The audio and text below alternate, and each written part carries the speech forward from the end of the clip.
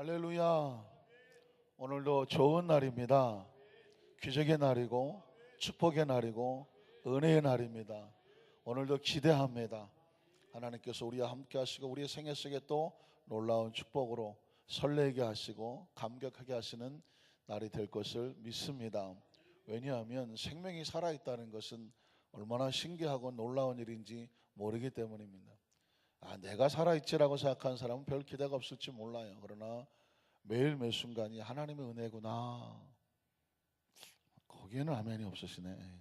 한번 따라 하실까요? 매 순간이 하나님의 은혜입니다. 우리 여러분 성도님께서 기도해 주셔서 5일 동안에 7번의 집회를 아마 느끼셨을 거예요. 5일 동안에 7번의 집회라고 하면 그 지역이 얼마나 은혜를 사모하고 한 번이라도 더 와서 오신 김에 예배를 드려주십시오 라고 하는 그런 열망이 담겨져 있는 것을 보게 됩니다.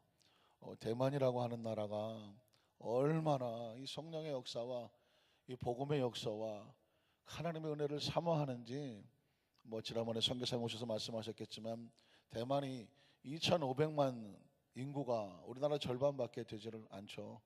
땅덩어리는 경상남북도 정도 되는 땅덩어리라고 합니다. 굉장히 작은 땅덩어리에 우리나라 인구 절반이 사니까 얼마나 정말 인구 밀도가 아주 많겠습니다. 그런데 지난 70년, 140년 동안 복음이 전파된 지가 140년이 되는데 70만 밖에 구원을 받지 못했답니다. 우리나라가 1,000만 하지 않습니까? 그러니까 하나님께서 이 대한민국에 얼마나 큰 은혜를 부어주셨는지를 우리는 잘 못 느끼지만 전 세계에서 보면 깜짝 놀라는 것입니다. 이 전쟁 이후에 그 짧은 역사 속에서 이 조그만 땅덩이에 1,000만이 넘는 부흥의 역사를 졌다는 것이죠. 오죽하면 성령의 불이 저 로마에서 영국에서 미국으로, 미국에서 대한민국으로 왔다고.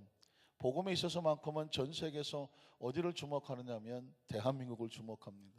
그러니까 전 세계에서 이 성령의 은혜를 사모하는 나라들은 전부 다 그렇게 기도를 하는 거예요. 하나님, 저 대한민국에 임한 성령의 역사가 우리 남미에는 아예 그런 집회가 있다고 합니다. 한국에 내리는 성령의 불이 남미로 옮겨지게 해달라. 우리는 아멘을 못하죠. 그런데 남미에서는 아멘을 하죠. 그리고 대만에는 대만어로, 인도네시아는 인도네시아로, 싱가포르는 싱가포르로. 그러니까 이 하나님의 은혜를 얼마나 절박하고 절실하게 사모하는지 모릅니다. 왜냐하면 성령의 은혜가 갈급한 그 열정과 헌신과 그리고 말씀에 대한 순종과 희생이 그들의 삶을 붙잡고 있기 때문에 그렇습니다. 어제 제가 수협에도 말씀을 드렸는데 지금 미국은 아주 영적인 위기를 만나서 이제 앞으로 1년 안에 1만 교회가 문을 닫을 것이다 라고 미국의 교회학자들이 예견을 하고 있습니다. 여러분, 아무리 남의 나라 이야기지만 1년 안에 10,000개의 교회가 문을 닫는다. 어마어마한 거죠.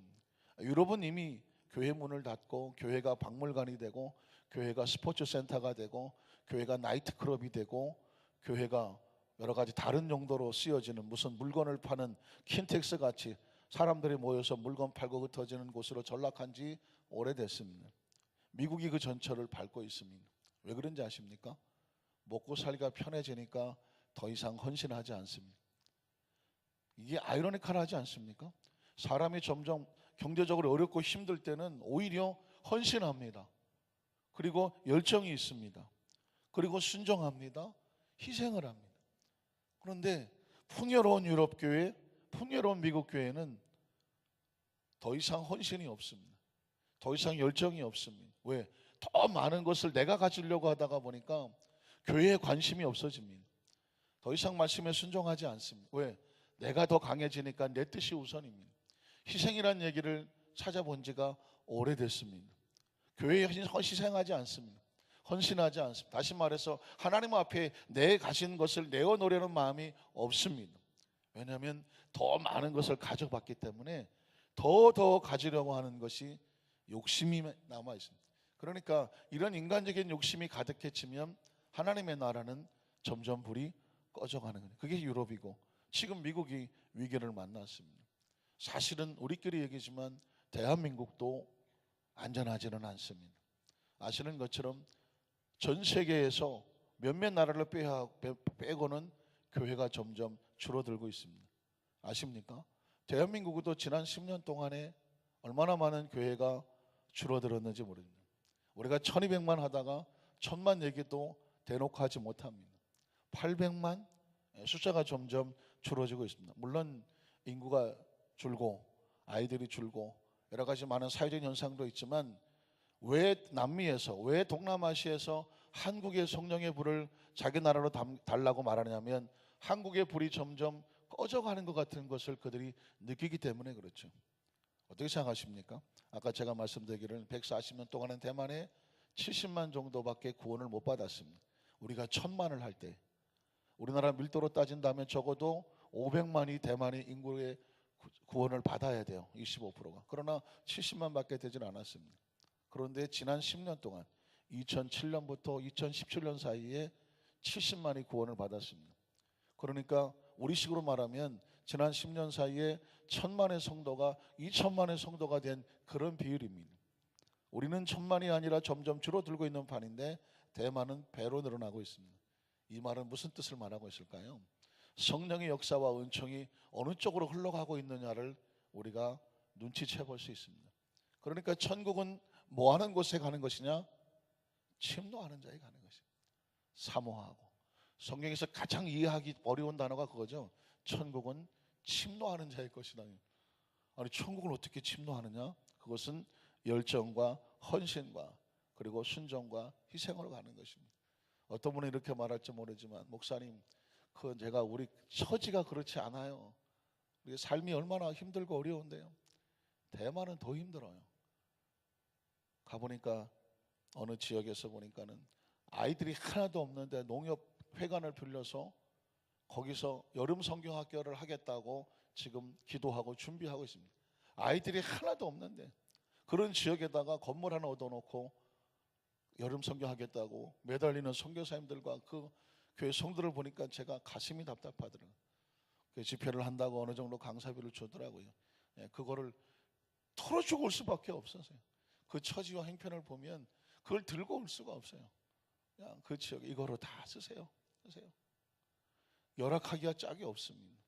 그럼에도 불구하고 복음의 열정만큼은 제가 한국의 위기를 느낄 만큼 너무 도전을 받고 왔습니다. 제가 느껴진 것이 있습니다. 우리는 다른 거 볼 거 없다. 내가 지금 형편이 처지가 어떠냐 이것저것 생각할 필요 없다. 내 가슴 속에 형편과 처지 상관없이 내 어떤 그 상황에 상관없이 우리 가슴 속에 꺼지지 않도록 해야 되는 것은 하나님의 나라에 대한 열정, 하나님의 나라에 대한 헌신, 하나님 나라에 대한 순종, 하나님 나라에 대한 희생. 이것이 절대로 쉽지 아니하도록 내가 좀 잘 먹고 잘 살게 됐다고 할지라도 내가 경쟁 여건이 늘어난다고 할지라도 어떤 사회적인 포지션이 좀 나아진다고 할지라도 반대로 먹고 살기가 힘들어졌다고 할지라도 가정에 문제가 있다고 할지라도 여러 가지 상황이 우리를 힘들게 한다고 할지라도 우리 속에서 변질되지 아니하고 변하지 않을 것은 뭐냐면 헌신이에요. 그리고 열정이에요. 희생이에요. 순종이에요. 이 네 가지 말은 미국 교회에서 사라지고 있는 단어입니다. 제가 그 단어를 외웠습니다. 교회가 신앙이 무너지지 않기 위해서는 네 가지를 살려야 되고 교회가 무너지는 꼴을 보려면 하나님의 나라가 불이 꺼지는 꼴을 보려면 네 가지가 없어지면 되는 거예요. 한번 따라 하실까요? 열정, 헌신, 순종, 희생. 우리 새벽에 나오신 우리 성도들에게 이미 있는 건데 항상 하는 얘기가 없는 사람한테 그런 얘기를 하죠. 오늘 초등부 우리 교사님들께서 아침에 새벽에 귀한 찬양 인도를 하는 거 감사합니다. 제가 지난번에 유치부 선생님이라고 했더니 가슴에 맺혀갖고 우린 유치부가 아니다. 초등부 선생님이다. 근데 나이를 조금 먹다가 보면 초등부인지 유치부인지 다 그 나이가 그 나이로 보여요. 그래서 가끔씩 그러지 않습니까? 어디 보자. 아이고 맞네. 그렇게 하지 않습니까? 그러나 이건 내리면 더 안 보입니다. 오늘 너무 애쓰셨어요. 한번 따라 하실까요? 자기 백성을 따로 구별하시는 하나님. 여러분 혹시 십계라고 하는 영화를 보셨습니까? 우리나라 TV가 뭐 바보 상대라 그래서 뭐 나쁜 영향도 있지만 TV 어렸을 때 크리스마스만 되면 뭐 킹 오브 킹, 그죠? 왕중왕 얼마나 봤는지 몰라요, 어렸을부터. 그게 다 예수님의 복음의 일대기 아닙니까? 그리고 또 명절 때 이럴 때 그냥 끊임없이 틀어주는 영화 중에 하나가 10개라는 영화죠. 10개, 그죠? 저건 뭐 봤는데 또 하나 또 하나. 그렇지만 그게 굉장히 머릿속에 남아 있습니다. 왜냐하면 출애굽기 성경 속에 있는 말씀이 영화화된 거죠. 10개의 가장 아주 기억에 남는 장면이 뭐가 있을까요? 이스라엘 백성 홍해수를 건너는 장면. 그 장면은 뭐 그림으로도 아마 우리 식당에도 붙어 있는 것 같은데, 그냥 모세가 이렇게 지팡이를 들고 서 있고 홍해수가 갈라지고 이스라엘 백성이 그것을 마른 땅처럼 건너가는 어마어마한 장면이죠. 그래서 영화로 그 장면을 본다는 것은 굉장히 놀라운 축복 중에 축복이죠. 그 전에 그런 영화를 만들 기술이 없었을 때는 상상도 못하는 거죠. 그곳에 애굽의 군대들이 들어갔다가 큰 물살이 속에서 전멸하는 장면도 영화 속에 볼 수가 있죠. 또 뭐가 있나요? 아말렉과의 전쟁, 모세가 손들어 기도하는 장면이 나옵니다. 가장 클라이막스는 모세가 시내산에 금식하면서 돌판을 들고 왔을 때 하나님께서 그 돌판에, 그 돌비에 십계명을 적어주시는, 그것을 안고 내려오는 그 영화 제목이 십계란 말이죠. 뭐 그 외에 여러 가지 장면이 있지만 그 장면이 있기 전에 우리가 잊지 말아야 될 것은 바로 그런 장면이 있기 전에 이스라엘 백성이 애굽에서 나오기 위해서 바로와 몸부림치는 싸움이 있었다는 것이죠. 그 몸부림치는 싸움 가운데 하나님께서 애굽의 신을 심판하려고 몇 가지 재앙, 저는 절대 어려운 질문을 하지 않는다, 10가지 재앙을 쏟아놓죠. 그 중에 세 번째 재앙까지는 애굽의 요술사들이 흉내를 낼 수 있었고, 두 번째까지 흉내를 낼 수 있었고, 세 번째 재앙은 흉내를 내지 못하며 네 번째 재앙까지 오는 것입니다. 이 네 번째 재앙의 아주 중요한 어떤 핵심 단어는 뭐냐면 하나님이 자기 백성과 애굽 백성을 구별하시더라 하는 단어가 나오면, 이전까지는 애굽의 지역과 이스라엘 백성이 거하는 고센 지역까지 그 심판이, 재앙이 다 같이 내렸습니다. 그런데 네 번째 재앙부터는 구별이라는 단어가 나오기를 시작합니다. 우리는 첫 번째로 네 번째 재앙이 선포되는 모습을 한번 살펴보겠습니다. 오늘 20절에 보니까 하나님께서 이렇게 말씀합니다. 야훼께서 모세에게 이르시되 아침에 일찍 일어나 바로 앞에 서라. 그러면서 그가 물 있는 곳으로 나오리니 그에게 이르기를, 야훼께서 이와 같이 말씀하시기를, 아주 중요한 단어입니다. 한번 따라 하실까요? 내 백성을 보내라. 하나님께서 이스라엘 백성을 자기 소유된 자기 백성이라고 선포를 합니다. 내 백성을 보내라. 그러면 그 백성은 뭐 하는 백성일까요? 그들이 나를 섬길 것이니라. 이 어마어마한 이 지구 인류 역사 속에서 하나님은 자기 백성이라고 선포하는 그 백성이 따로 있었습니다. 그리고 자기 백성이 아닌 다른 백성이 또 따로 있었습니다. 그리고 자기 백성에게는 뭐라고 말씀하냐면 그들은 나를 뭐하는 백성이다? 섬기는 백성이다. 그러니까 똑같은 예배를 드려도 예배를 사모하는 백성이 있고요, 그 예배에 관심이 없는 백성이 있습니다. 그러니까 하나님을 섬기는 백성이 있고, 섬기는 걸 기뻐하는 백성이 있고, 예배에 목숨을 거는 백성이 있고, 예배에 관심이 없고 예배와 나 무슨 상관이 있느냐, 예배에 관련이 없는 백성이 있습니다. 그래서 우리 하나님 앞에 나와서 예배를 드릴 때에 우리가 그냥 나와 있는 게 아닙니다. 선심 쓰고 인심 써서 갈 데 없어서 그냥 딱히 아니면 습관적으로 예배에 나와 있는 게 아닙니다. 예배는 하나님이 자기 백성을 뭐 하는 거예요? 선택하고 구별해서 하나님을 섬기도록 하는 것이 바로 예배라는 사실을 꼭 기억하시기를 주님의 이름으로 축원합니다. 내 백성이라는 단어가 얼마나 가슴 뜨거운지 모릅니다. 기억하십니까? 이사야서 43장에 보니까 이스라엘아, 너 야곱아, 내가 너를 지었고 내가 너를 만들어서 너는 내 것이다 라는 단어입니다. 내 것은 내 백성이 물 가운데 지나면 물이 너를 침범하지 못하게 하겠고, 불 가운데 지나면 불이 너를 사르지 못하게 할 것이니 대저 나 야훼는 구원자요, 그리고 애굽과 스바를 너의 속량물로 줬다. 그 얘기는 무엇일까요? 내 백성을 위해서 애굽을 심판하시는 하나님의 마음. 이유는 뭐냐? 내가 너를 보배롭고 존귀하게 여긴다는 거예요. 한번 따라 하실까요? 내가 너를 보배롭고 존귀하게 여긴다. 저는 이 말씀을 처음에 부딪혔을 때 얼마나 울었는지 몰라요. 누가 이 세상에 저와 여러분을 당신은 보배로운 사람입니다, 당신은 존귀한 사람입니다 그렇게 불러줍니까? 아무리 연애 시절에도 당신은 나의 보배요, 나의 존귀한 사람이요. 제가 보니까 그렇게 하실 분이 몇 분 계신 것 같기는 해요. 근데 사실 저도 그런 말을 안 해봤는데 하나님이 우리를 어떻게 여기냐면 너는 나에게 보배롭고 존귀한 존재다. 왜? 내 백성이라고. 한번 따라 하실까요? 내 백성, 내 백성, 내 백성. 이렇게 말씀을 해도 별로 감동이 안 오는 것은 하나님, 이 사람은 자기 백성, 자기 아들밖에 모르기 때문에 그래요. 어쩌면 내리사랑이라고 자기 자식에 대해서는 아이고 내 새끼야 라는 간절함이 있는데 누가 나한테 대해서 내 백성 하는 데 대해서는 반응이 별로 없어요. 저희 집 아이가 이제 어제 미국으로 돌아갔습니다. 돌아보내놓고 뭐 모든 부모가 마찬가지지만 얼마나 가슴이 좀 허전하겠습니까? 또 거기서 치열한 그 남의 집살이 하고 정말 그 없는 살림에 그냥 뭐 줄여가면서 그 음악을 만들고 뭐 창작을 하고 어떤 자기 실력을 키워가는 외로운 싸움이 시작이 돼요. 그건 혼자 많이 고민하고 작업하고 연구해야 되는 거기라 이번에 오니까 얘가 미국에서 어떻게 그렇게 삶을 사는지 막연하게 알았던 것을 이번에 너무 잘 알게 됐어요. 얼마나 치열하게 전쟁을 하고 살아가며 하루하루를 정말 어렵게 살아가는지 단 $1를 아껴가면서 그걸 가지고 자기 하고 싶은 작품에 쏟기 위해서 어떻게 애를 쓰는지를 알게 됐어요.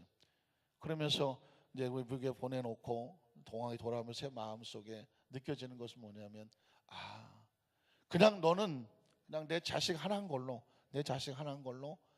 그에 가진 모든 것들을 같이 고민하게 되고 같이 눈물 흘리게 되고 기도가 저절로 나오게 되더라고요. 그러면서 이유는 딱 하나, 내 아들이라는 것 때문에, 내 자식이라는 것 때문에. 그런데 하나님께서 우리에게 네가 나에게 보배롭고 존귀한 존재라고 말씀하는 이유는 하나밖에 없는 거예요. 누구기 때문에? 내 백성이기 때문에. 한번 따라 하실까요? 내 백성, 내 백성. 전 내 백성 그러면 성도들이 막 감동할 줄 알았어요. 근데 표정이 그래. 다 아는 얘기인데 왜 목사님은 저렇게 여러 번을 자꾸 하실까? 혹시 그렇게 들리십니까? 저 우리 안산교회 성도들이 다른 화려하고 요란한 어떤 것이 아니라 주님이 너는 나에게 보배롭고 존귀한 내 백성이야, 그 작은 단어 말 한마디에 뭉클거리는 그런 심정을. 왜냐하면 하나님의 백성이면 끝난 거예요. 우리가 부족하고 모자라고 뭐 조금 뭐 아쉬운 것이 있다고 할지라도 하나님이 보시기에 보배롭고 존귀하면 그걸로 끝난 거예요. 하나님은 자기 백성을 애굽에서 왜 건져냅니까? 내 백성이기 때문에 건져내는 거죠. 21절에 보면 내 백성을 보내지 아니하면 내가 너와, 자 구별이 되죠. 내 백성을 보내지 아니하면 내 백성이 아닌 너와 애굽의 백성들은 내 신하와 내 백성과 내 집들이 파리떼를 보낸다라고 말합니다. 그 파리라고 하는 것은 이 애굽의 백성은 특이한 성격이 있어요. 모든 동물과 모든 이 곤충들을 신으로 섬겨. 지난번에 보셨겠지만 깨구리도 신이에요. 파리도 신으로 섬겨요. 나중에 이스라엘 백성하고 부딪히는 이유가 뭐냐면 하나님께서 이스라엘 백성에게는 양과 소와 염소로 짐승으로 제물을 삼아 드리라고 말을 합니다. 근데 애굽 사람들이 볼 때는 돼지도 신이고 염소도 신이에요. 소도 신이에요. 그러니까 이 애굽 사람들의 생각에 의식이 아니 이런 신적인 존재를 죽여서 피로 태워드린다는 하나님의 제사가 이스라엘 백성이 맞지를 않아요. 그래서 자꾸 부딪히는 게 거기서 나옵니다. 나중에 이제 나오게 되겠지만. 그래서 그럼에도 불구하고 하나님은 아주 골라서 애굽 백성들이 신처럼 여기는 거 다 잡아서 심판을 하는 것입니다. 그들이 섬겼던 신 파리가 자기를 도와주는 것이 아니라 어떻게 한다? 고통의 존재가 되는 것을 보여주고 있는 것이죠. 그 다음 절에 보면 22절에 보니까 이렇게 말하죠. 애굽 사람의 집집에 파리떼가 가득할 것이며 그들이 사는 땅에도 그러하게 될 것이다. 자 22절에 보면 그래서 그날에 중요한 거죠. 나는 내 백성이 거주하는 고센 땅을 뭐 하겠다? 구별하겠다. 여러분 우리는 출애굽기에 이스라엘 백성과 애굽에 내린 네 번째 심판이라는 것을 말씀을 나누고 있지만 아주 중요한 핵심적인 단어가 그 속에 숨겨져 있었어요. 나는 내 백성이 거주하는 고센 땅을 뭐한다? 구별한다고 말합니다. 이게 저와 여러분에게 희망인 거예요. 이게 비전인 거예요. 이게 꿈인 거예요. 이 땅에 살아가는 하나님 백성, 이 땅에 얼마나 많, 지금도 70억이 살아가요. 70억이 살아가지만 하나님이 볼 때는 내 백성이 구별되고 있다는 사실을 아셔야 돼요. 기억하십니까? 요한복음 1장 12절에도 영접하는 자 그 이름을 믿는 자들 하나님의 자녀가 되는 권세로 뭐 어떻게 하십니까? 구별하지 않습니까? 요한복음 3장 16절도 구별이에요.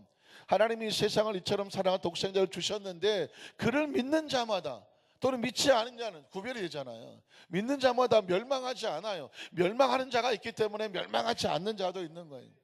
영생을 잃어버린 자가 있기 때문에 영생을 얻게 하려 하심이라고 합니다. 믿는 자는 이미 심판을 받지 아니하고 믿지 않는 자는 이미 심판을 받았느니라. 계속 성경은 구별을 말하고 있습니다. 여러분, 성도라고 하는 단어가 무슨 뜻입니까? 성도 거룩한 무리가 성도라고 말하죠. 거룩하라는 단어는 히브리어로 카도시라고 말합니다. 카도시는 뭐냐? 구별이에요. 우리가 세상에서 구별되어 있는 그게 크리스찬이에요. 예배는 지금 구별되지 않습니까? 하나님을 믿지 않는 백성이 새벽에 나올 리가 없지 않습니까?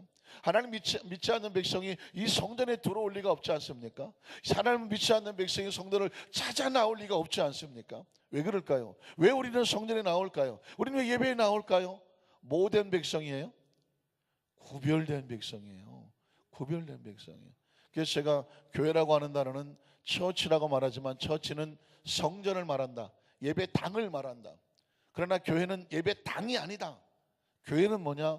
이 처치는 눈에 보이는 교회라고 말한다. 그러나 더 중요한 것은 눈에 보이지 않는 교회다. 눈에 보이지 않는 교회는 에클레시아라고 말한다. 한 번 더 따라 하실까요? 에클레시아. 에클레시아. 헬라어로 교회를 에클레시아라고 말하는 것입니다. 그러니까 이 크리스천들의 마음속에 에클레시아가 있어야 돼요.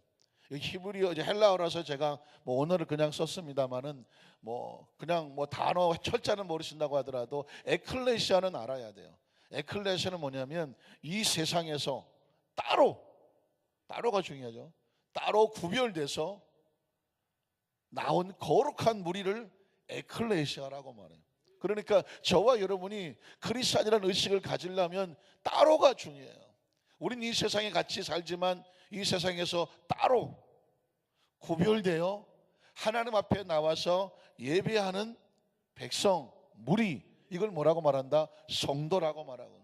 당신이 크리스찬이십니까? 라고 묻는다면 예수를 닮아가는 사람을 크리스찬이라고 말하지만 그의 속성은 뭐다? 에클레시아예요.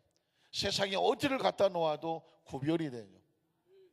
술집에 갖다 놓아도 전혀 술집에 영향을 미치지 않아요. 오히려 구별이 되죠. 그래서 술집에 갖다 놓아도 그 문화와 분위기나 그 상황에 끌려 들어가는 것이 아니에요. 그 속에서 꼿꼿하고 빳빳하게 자신이 크리스찬임을 흐트러지지 아니하게 지켜내요. 모든 사람의 술맛이 떨어지게 만들어요. 갖다 놨는데 구별이 되지는 않아. 갖다 놨는데도 별로 다른 사람이 볼 때도 너나 나나 별 차이 없다라고 느껴. 그러면 에클레시아가 아닌 거예요. 이미 예수를 믿고 하나님의 자녀가 되었으면 어디를 갖다 놓아도 나는 에클레시아다. 따로 구별되어 하나님 앞에 선택된 백성이라는 의식이 아주 빳빳하게 서야 돼요. 서리빨처럼 서야 돼요. 믿으십니까? 그러니까 환난 속에서도 고난 속에서도 힘들고 어려운 문제가 다가와도 많은 사람이 거기서 무너지고 쓰러지고 절망하고 원망하고 불평할 때도 꼿꼿하고 빳빳하게 하나님의 백성인 것을 고백하면서 그 입술의 고백과 신앙의 모습이 서리빨 같아야 돼요. 여러분 12명의 정탐꾼이 그렇지 않습니까? 환경을 보고 왔더니 다 나가 자빠져서 10명이 나가 자빠지니까 300만이 나가 자빠지지 않습니까? 왜 제가 나가 자빠진다는 말을 쓸까요? 서리빨같이 꼿꼿하게 쓴다는 반대말은 나가 자빠지는 거예요. 그런데 여호수아 갈렙은 꼿꼿하지 않습니까? 빳빳하지 않습니까? 당장 돌에 맞아 죽을 것 같은 분위기 가운데도 서리빨같이 외치지 않습니까? 그들은 따로 구별된 백성이에요. 하나님이 하지 않습니까? 이 적막한 환경 속에서, 험악한 땅 앞에서, 엄청난 벽 앞에서 그들은 뻣뻣하게 외칩니다. 하나님이 우리를 기뻐하시면 저 땅은 우리의 땅이다. 우리가 저기를 들어가는 것이 아니라 하나님이 우리를 기뻐하시면 저 땅을 우리에게 주실 것이고 우리를 그 땅으로 인도해 드릴 것이다. 여러분, 이런 신앙은 컴컴하고 어둡고 그 문제 상황이 힘들수록 더 빛이 나는 거예요. 모두가 다 뻣뻣할 수 있을 때 우리의 뻣뻣함은 별로 표시가 안 나죠. 모두가 나가 자빠질 때에 뻣뻣하고 당당하게 서리발처럼 서서 하나님이 라고 하나님의 이름을 외칠 수 있다면 그 백성은 따로 구별된 백성 아닙니까? 따로 구별된 여호수아 갈렙은 저들과 마음이 달라서 그들이 갔던 땅으로 내가 들어가게 하겠다라고 하는 거예요. 오늘 저와 여러분이 이 땅에서 세상에 믿지 않는 사람이 더 많지 않습니까? 아까 말씀드린 대만의 2,500만 가운데에 지금 70만, 140만이 큰 신앙사를 해보겠다고 몸부림칩니다. 대만은 잡신이에요. 잡신, 다신교회. 신이 얼마나 많은지 몰라요. 그 많은 산친 가운데에 하나님을 선택하고 신앙을 지키려고 몸부림치는 그 모습을 보면서 뻣뻣함이 느껴지더라고요. 그럼 유럽 교회하고 미국 교회하고 왜 한국도 왜 점점 교회가 또 성도가 신앙이 점점 내려왔느냐? 이유가 뭘까요? 그 서리발 같은 구별된 에클레시아의 뻣뻣함이 사라지고 있는 것이죠. 적당히 세상에 섞여 들어가고자 하는 이 정도면 난 크리스찬이야. 적당한 신앙이므로 힘없이 헌신하지 아니하고 열정이 사라지고 희생을 찾아본 지는 오래됐고 순종하지 아니하는, 그러니까 그분이 점점 뻣뻣해지지 않죠. 희생은요 뻣뻣해야 돼요. 아무나 하는 게 아니잖아요. 헌신은요 뻣뻣해야 돼요. 열정은 뻣뻣해야 됩니다. 말씀을 정리하기를 원합니다. 25절, 23절, 24절 말씀을 한번 읽어볼게요. 내가 내 백성과 내 백성 사이를 뭐하리라. 놀랍지 않습니까? 하나님의 관점으로는 내 백성과 내 백성 사이를 구별한다고 말했습니다. 그러니까 하나님의 백성들로서는 이것처럼 놀라운 일이 없어요. 그냥 섞여 살고 그 애굽에 이렇게 눌려 사는 줄 알았는데 하나님은 정확하게 내 백성과 내 백성을 구별하고 있습니다. 내일 이 표종이 있으리라 하셨다 하시고, 그 다음 절 야훼께서 그와 같이 하시니 무수한 파리가 어디만 임하느냐? 바로의 궁과 그의 신하의 집과 애굽 온 땅에 이르르니 파리로 말미암아 그 땅이 행복하였더라, 황폐하였더라. 오늘 저와 여러분 외롭고 쓸쓸하고 힘들고 어려운 싸움일 수 있습니다. 적당히 우리도 타협하고 세상에서 그렇게 살아갈 수도 있을 것 같은 유혹이 있을 때 좀 더 졸자, 좀 더 편하자, 좀 더 배부르고 등 따시자, 점점 세속적으로 흘러 들어가려는 그때에 뻣뻣하고 당당하게 구별된 하나님의 백성으로 하나님 보시기에 내 백성이구나, 내 백성이구나, 그 하나님의 백성으로서 오늘 하루도 뻣뻣하고 멋지게 하나님이라는 이름을 가슴에 끌어안고 구별된 백성 되시기를 주님의 이름으로 축원합니다. 기도하겠습니다. 전능하신 하나님 아버지 감사합니다.